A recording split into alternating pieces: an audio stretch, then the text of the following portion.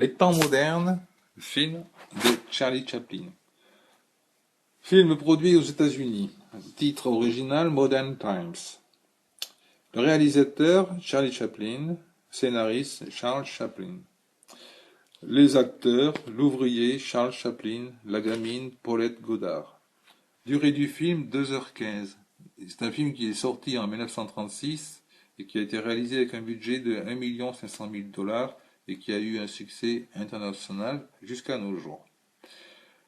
Le film présente Charlot qui travaille à la chaîne dans une grande usine. Sa tâche principale consiste à resserrer des boulons et il supporte difficilement d'être emprisonné dans un système où les conditions de travail et les cadences l'obligent à devenir une sorte de robot. Il sombre dans la folie jusqu'à resserrer tout ce qui lui passe sous la main et va asperger les gens avec sa burette d'huile. Ce qui le conduit tout droit à l'hôpital. On le prend par erreur pour un syndicaliste communiste et il se retrouve en prison. Il parvient à s'échapper et on a donc ensuite une sorte de succession de sketchs et de gags propres à Charlie Chaplin qui rencontre une jeune femme qui a abandonné avec qui il va affronter les pièges de la ville. Si ce film a été réalisé par Charlie Chaplin, c'est parce que c'est un homme qui était très humaniste et qui n'appréciait pas la dérive vers laquelle s'orientait la mécanisation des usines aux États-Unis. On critique dans le film les découvertes et les applications de Frank Taylor, qui était un ingénieur économiste, qui a mis en place ce que l'on appelle l'organisation scientifique du travail, qui était l'organisation du travail dans les chaînes de montage automobile. Charlie Chaplin décide de rencontrer des personnalités telles Gandhi ou Einstein et qui constatent avec lui la hausse effarante du chômage et de la pauvreté dans le monde alors qu'on en est en 1931, c'est-à-dire en pleine guerre qui suit la grande crise de 1929.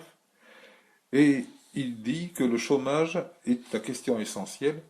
Les machines doivent faire le bien de l'humanité au lieu de provoquer tragédie et chômage.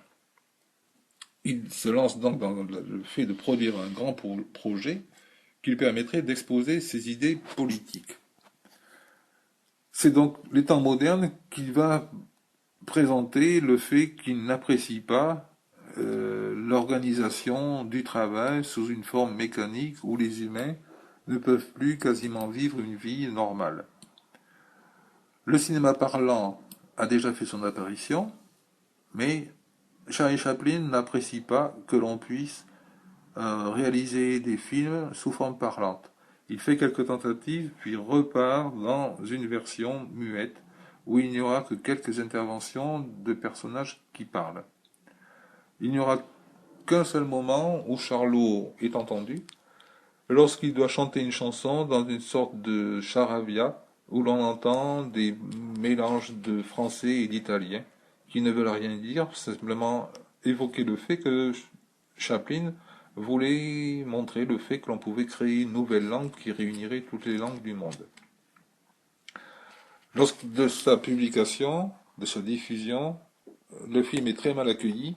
Certains voient là-dedans un film de propagande qui critique le capitalisme et qui est en faveur du communisme.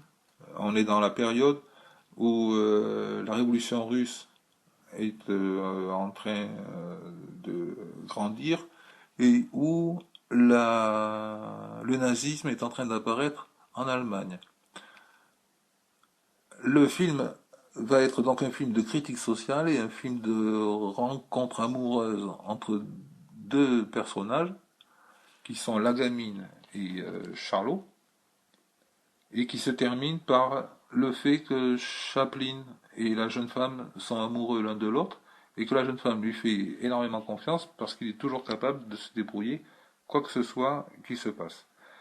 La musique a été composée par Chaplin lui-même et arrangée avec l'assistance d'Alfred Newman.